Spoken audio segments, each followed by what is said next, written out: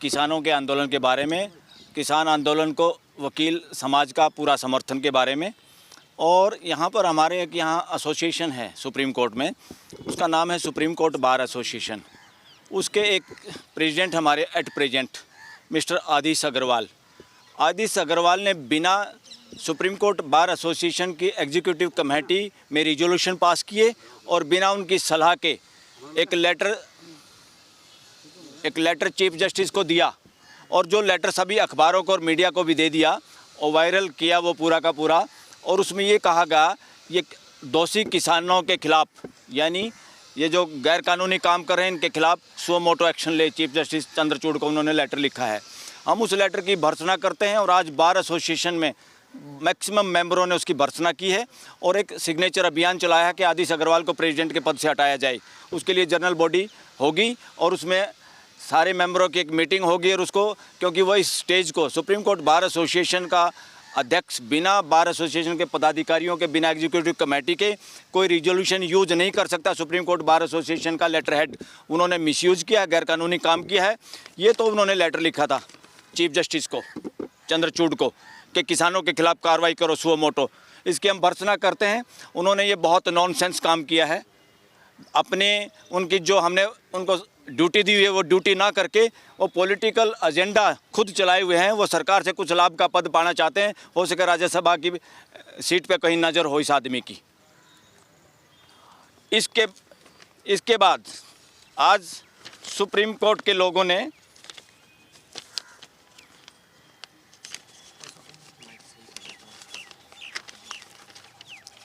साथियों ने, वकीलों ने, सब ने मिलके, जिसमें मुख्य तौर पे मैं भी शामिल हूँ, हमने एक सिग्नेचर अभियान चलाया। इसमें आदिश अग्रवाल को हटाने के लिए सुप्रीम कोर्ट की जनरल बॉडी मीटिंग बुलाने के लिए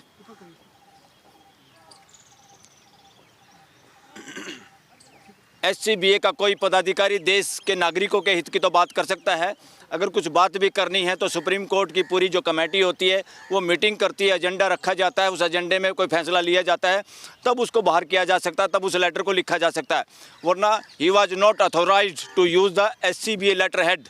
उन्होंने SCBA का लेटर हेड किसी चमचागिरी में किया है, किसी के इशारे पे किया है और सुप्रीम कोर्ट के चीफ जस्टिस को मिसगाइड करने का काम किया है, प्रभाव डालने का काम किया है कि सुप्रीम कोर्ट के चीफ जस्टिस चंद्रचूड़ या दूसरे जज किसानों के खिलाफ कार्रवाई करें। हम इसकी भर्त्सना करते हैं, उनका विरोध करते हैं और फ्यूचर में जल्द ही उनको अध्यक्ष पद से हटाने का काम करेंगे हम सब लोग मिलके। दूसरा साथियों, जो भी सरकार जो काम कर रही है, सड़कों पे कटीले तार लगा के सड़कों पे इस तरह से उनके ट्रैक्टरों में पंचर हो जाए, इस तरह का काम तो विदेशी और फिरंगी सरकारों ने भी नहीं किया। और ये इस तरह से कर रहे हैं जैसे दिल्ली में कोई जार बैठा हो। सभी वकीलों में ये चर्चा है जैसे कोई दिल्ली पे किसी जार का कब्जा हो गया, जैसे रूस में जार का कब्जा था और लोगों ने उखाड़ फेंका था, न केवल जार को, उसके पूरे परिवार को भी उखाड़ फेंका था। आज हालात ऐसे पैदा कर दिए। ये सरकार डेमोक्रेटिक सरकार नहीं अब रही, क्योंकि इसका कोई भी काम डेमोक्रेटिक तरीके से नहीं हो रहा है। हम सुप्रीम कोर्ट के वकील इसका विरोध करते हैं और किसान समाज को और उनके फंडामेंटल राइट को, उनका राइट टू एक्सप्रेशन को और उनका मार्च निकालने के अधिकार को, इकट्ठा होने के अधिकार का पूरा समर्थन करते हैं।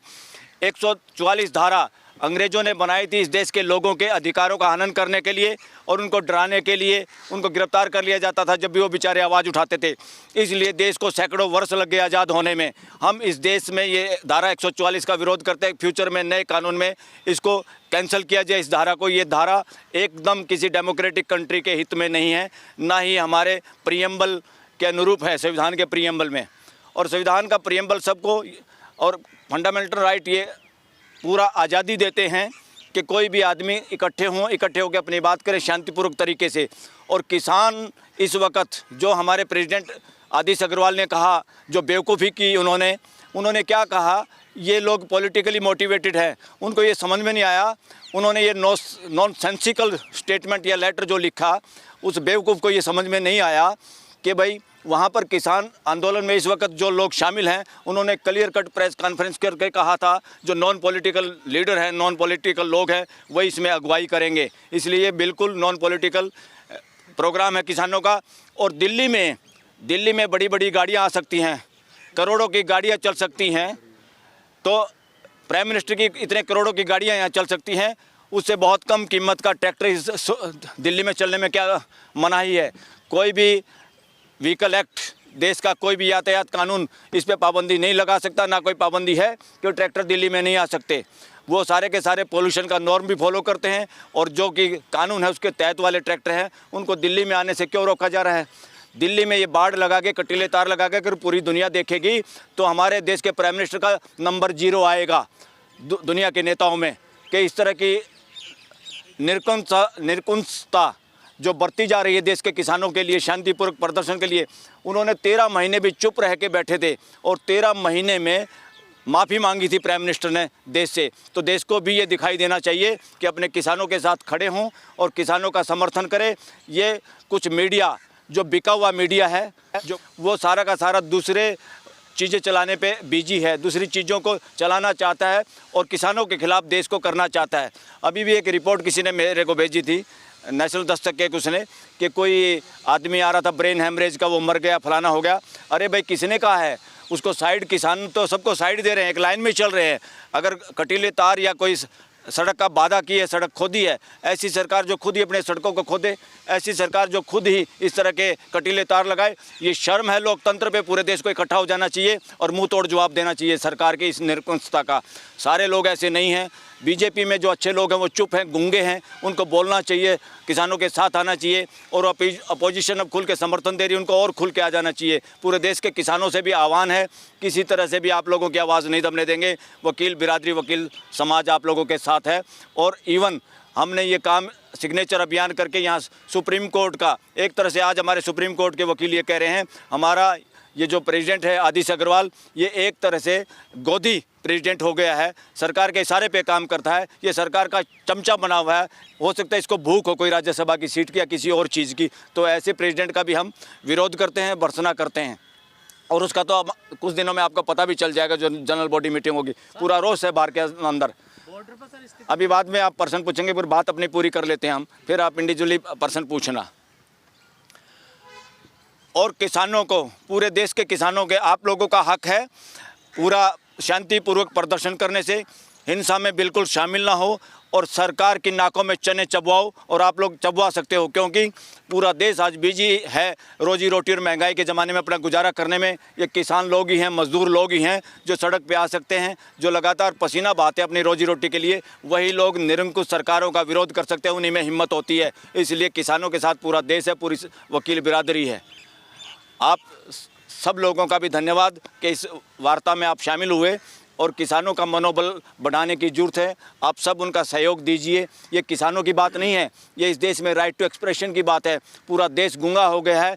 ईडी और इनकम टैक्स लगा के इस देश में काला कानून बनाया गया है इस सरकार में, कि लोगों को 1 साल तक भी जेल में रखा जा सकता है। ये अपने आप में हमारे संविधान की बेसिक स्ट्रक्चर के खिलाफ है।